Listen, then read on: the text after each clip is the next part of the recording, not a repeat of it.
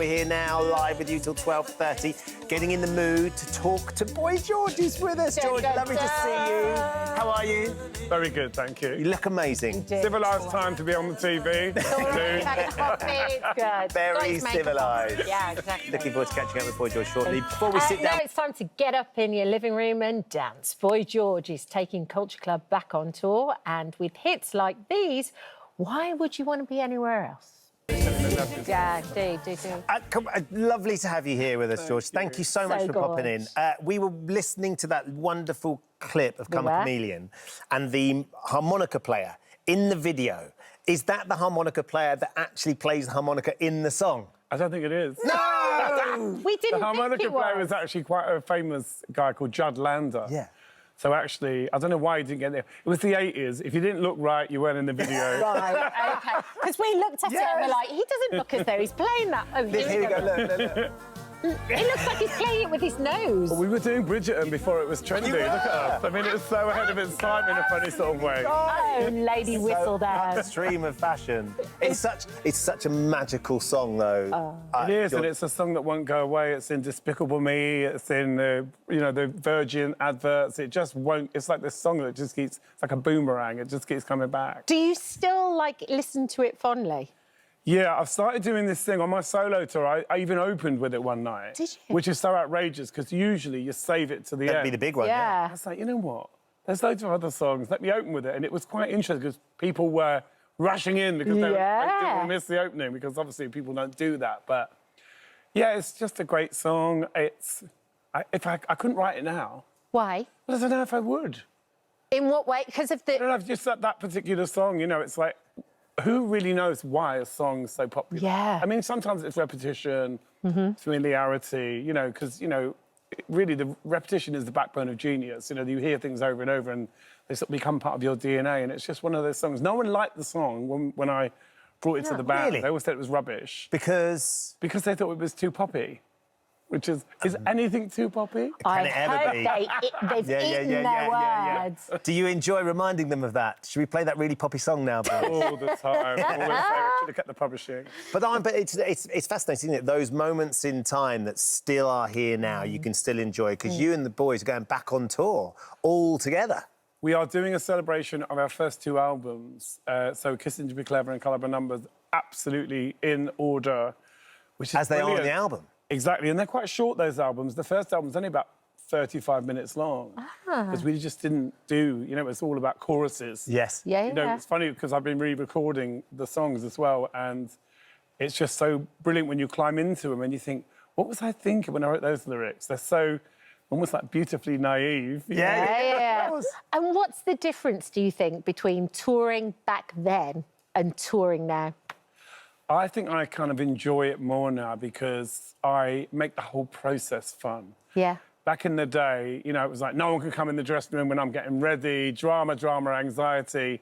And now I just kind of enjoy all of it. Yeah. So when I get up, I kind of just pursue joy in a way that I didn't think was possible. I didn't really understand that happiness was a choice. And do you think that's to do with getting older, or do you think it's with hindsight and experience? Well, it's practice. I followed this thing called the 3 principles. Yeah. So it kind of teaches you to look at the way you think in a different way. Yeah. Plus, I talk to myself a lot. I do a lot of affirmations. The stuff I did when I was in the jungle. Yes. I do that every day. As soon as I wake up, I tell myself I'm in a good mood, because it's very easy to slip into... I would say to people who say I'm not a morning person, it's like you're just making it a reality. Yeah, you know what I mean? sure. I really do think that happiness is definitely a choice. I wish I knew how to have fun in the way I do now. Yeah. But, everything's now, isn't it? Yeah, I enjoy sure. it. You learn from life as you go along. Yeah. And you've got some very special guests on this tour. Who's... Tony Hadley, Yeah. Heaven 17. Would you have been back in the 80s, though? Wouldn't Culture Club and Spandau Ballet have been sort of major rivals? In principle, but I mean, I know it's we were different doing the thing. same thing. We Yeah. came from the same kind of scene, part of the new romantic scene. Yeah. Spandau Ballet. But one funny thing, because Gary always says to me that I walked up to him and said, your band's never going to get anywhere. Gary Kemp.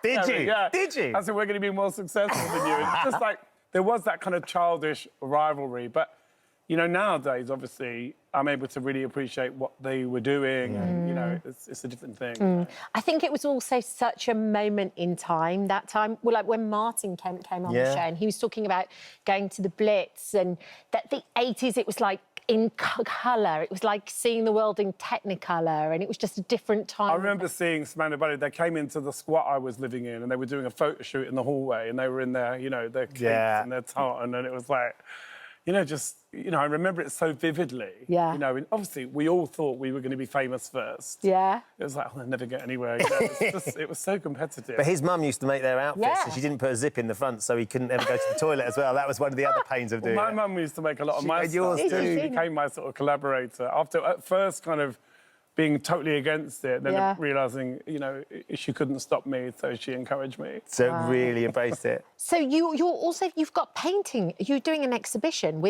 they're showing your paintings with David Bowie, Madonna. Yeah, they're paintings I've done of Bowie and Madonna and myself.